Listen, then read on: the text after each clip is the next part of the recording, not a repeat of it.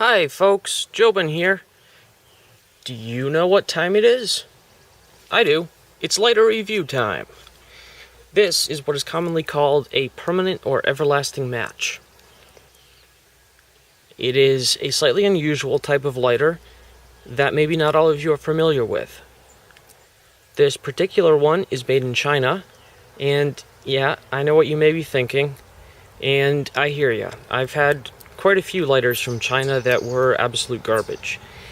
But this one happens to be Honest brand. And in my opinion, Honest is to lighters what Sanrenmu is to knives. They're good designs, and they have good quality control, they're well made, and they're still cheaper than some of their competitors that are pushing out junk. Now, let's take a look at how this slightly unusual lighter operates. This top piece here unscrews. And as you pull it out, you'll notice that it is O-ring sealed. And here at the end, we get this fuzzy little wick here, and in the middle, there is a hardened steel little scraper. And what you do with that is you scrape it down this grooved area here, which is a small diameter ferro rod that's epoxied onto the side of the lighter. And that creates sparks and ignites this piece here, which works like a match, hence the name.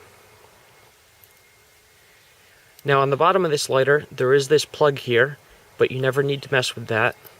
You can fill the lighter through the same hole that the match goes in. And this lighter uses the old-fashioned liquid fuel, the same as for Zippos and other lighters that use a wick. This is not the compressed butane gas fuel. Do not confuse the two. They do not work. They are not interchangeable. Now, these things always have little spouts that you need to have long fingernails or a knife to sort of pop it open. There we go. So let's put a bit of fuel into this one and try it out.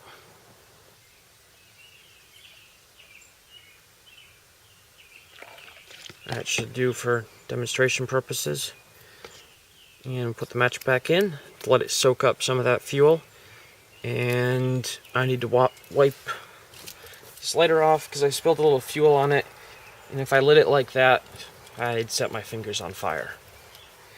And as amusing as that would be for you, I would prefer to avoid that. Okay, we should be good to go now. That feel wet? Kinda. Maybe I didn't fill it quite enough.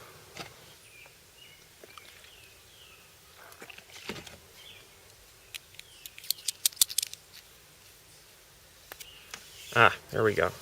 Yep.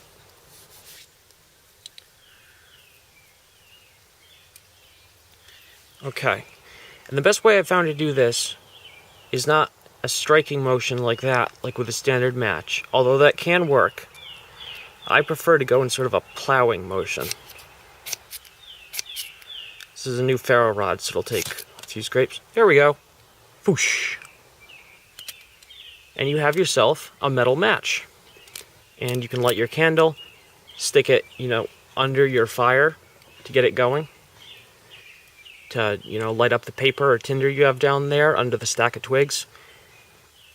All the flexibility and handling you would have with a match, you have with this. And when you're done,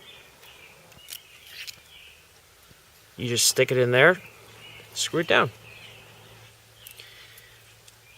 That's really all there is to say about that in terms of operating.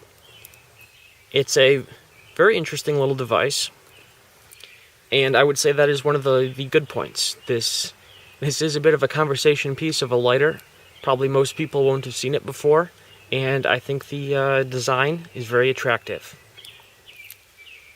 Also, even when you run out of fluid, you might have some luck igniting some natural tinder by sparking the ferro rod here.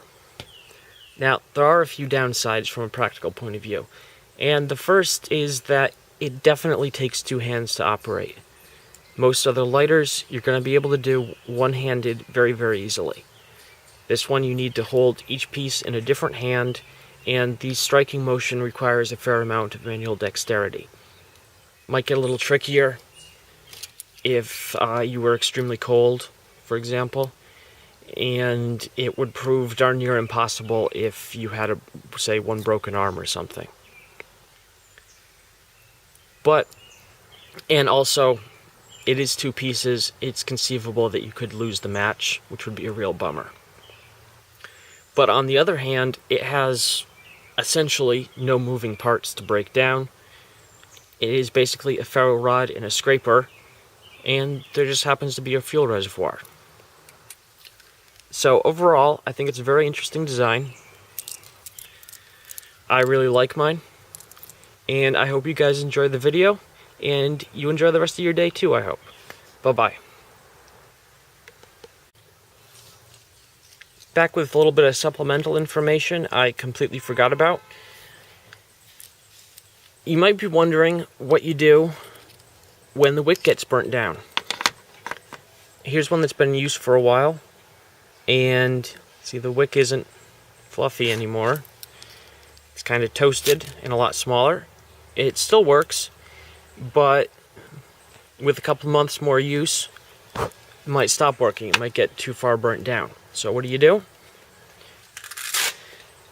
Well, helps if you have a pair of pliers. And what you do is you grab the little hardened steel scraper bit, and you just pull it out like a tooth. Set that carefully somewhere you won't lose it. And this now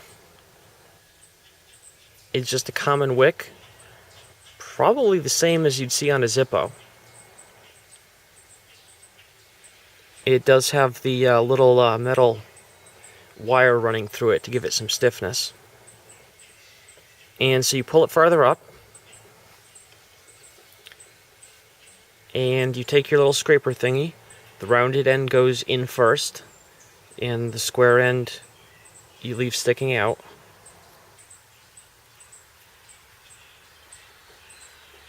And you stick it in like that, and then carefully you find a firm surface to push it against. Not sure this plastic table will do it. There we go. There. Didn't come out perfectly even, but you get the idea. Now you have a lot more wick sticking out, maybe actually a little too much for this one. But the scraper is still accessible.